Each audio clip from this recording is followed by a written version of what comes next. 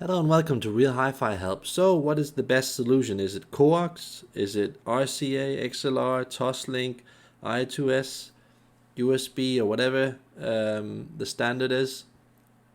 And I would like to share with you my discoveries that I've made together with my friends. I feel that this will again save you time, save you money, and kind of make you understand it a bit more. So um, yeah, it hugely depends on the gear that you own, what works best. So that's different from gear to gear. Some gear is actually optimized for XLR, and like the construction of it is just somehow better, meaning that it wants you to use XLR. And some other constructions are like better for example, RCA. But so in this example here, that where it's optimized for XLR, even if you're using an inferior XLR cable compared to testing with an RCA cable, it could still somehow sound better because of the construction. But again, even if it's optimized for this, it could in theory also sound better simply because you've built a better RCA cable that has more, I would say, harmony going together with that structure. So again, everything's relative, but that's how I've experienced it. And so it's difficult to give you a black and white results from that, but that's how I usually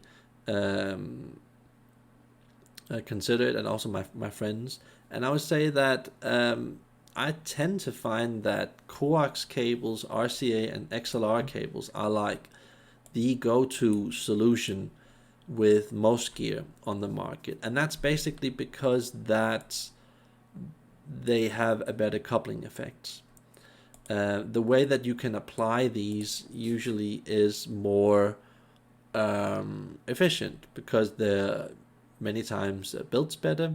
They handle the whole power coupling effect a lot better, so you get a better negotiation or handshake or whatever you call it.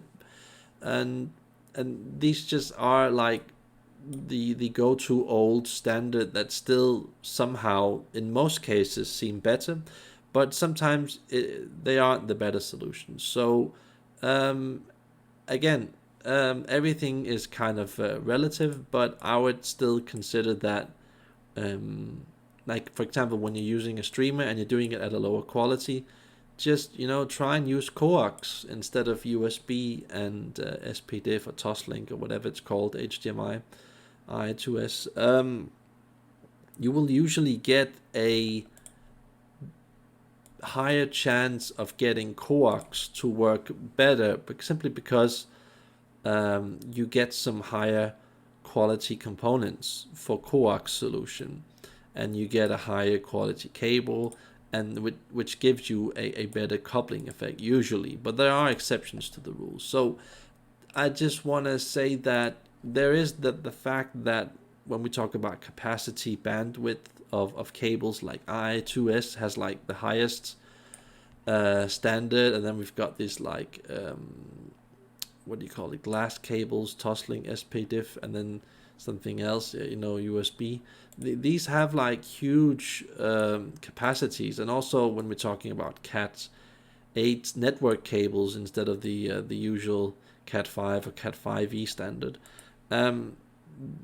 that does on paper solve a problem, so it becomes a lot better than this standard, which is far inferior on paper. But that's the thing. The way that you get to this standard usually involves a lot of suppression of sound effects by using shields that reflect on the sound that comes from these cables. So even an older inferior type of Cat5 cable could sound a lot more natural and free, even though that this perhaps makes the signal travel a lot faster and with a lot less error correction, because it just gets there faster because of the higher capacity. Everything's kind of relative. You can make this sound better than that, or you can make it sound worse. It hugely depends on the build quality and how it's applied. So, and you can also get different levels of Cat 8 cables that come in different qualities with different plugs and so on. So again, everything's relative. Again, XLR plugs, so many are so bad that even the worst build quality RCA could easily beat it many times. So again, a thing you have to take into consideration, because I see a lot of people saying, oh, balanced cables are a lot better than unbalanced because of this and that. No, that's not true. I mean, if you have XLR plugs and you use like OIA's focus plugs, those are like the best plugs in the world, then yeah, then you have a much bigger chance of that XLR cable beating the RCA cable that you could use in the same construction. And again, everything's relative. It's how you apply the information. So and I would also have to say that going from experience and listening to my friend almost every day, calling me, telling me about his hi-fi adventures,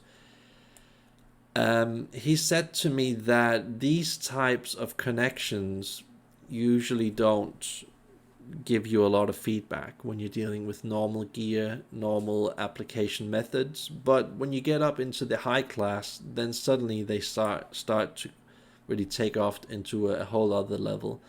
And so that's just kind of trying to, what can I say, deal with expectations, because you can get like $1,000, $5,000 HDMI cable, but I would say that those cables are usually not the cables that you should be focusing on. Also, with the USB cables and the LAN cables and all of these other types of cables, they are usually not that important when dealing with normal gear. You have to have some pretty insane gear that's really good in order to really focus on good cables. Like, if I had to take one of these cables that really makes a big difference, I would say like the USB cable.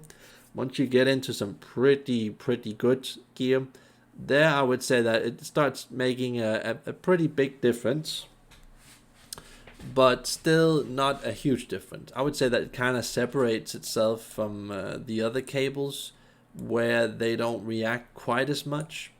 And also, you know, USB cables are really hard to make, and that's one of the reasons why they cost so much, because getting fine thread or solid core silver or whatever it is into those small plugs is very difficult. So again, like with all the other cables, it's just one of the reasons why they are so expensive and ridiculous in price. So again, I wouldn't use a hell of a lot of time on this. Just get like a basic OIAT USB cable that's like green in color and costs perhaps $40.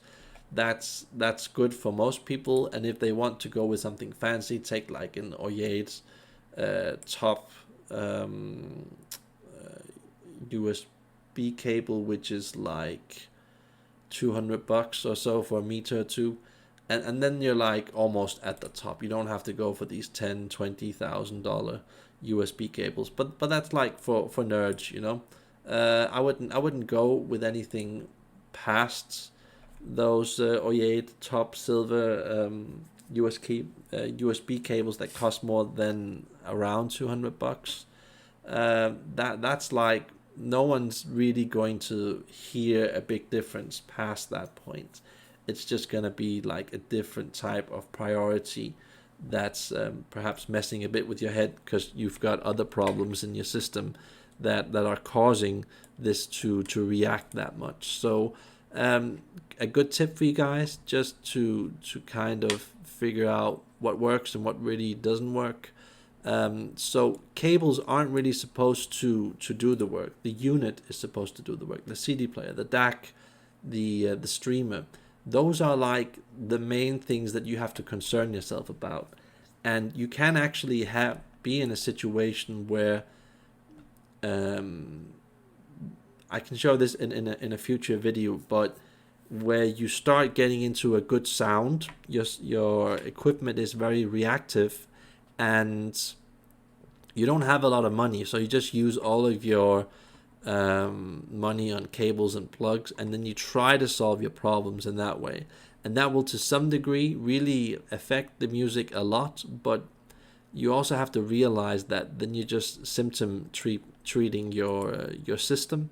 It's not an optimal way of solving a problem, but I get it why some people do it, some few audiophiles do it. This isn't really a thing that a lot of people have to worry about, but yeah, take into consideration. So that was all, and remember to like and subscribe. Bye.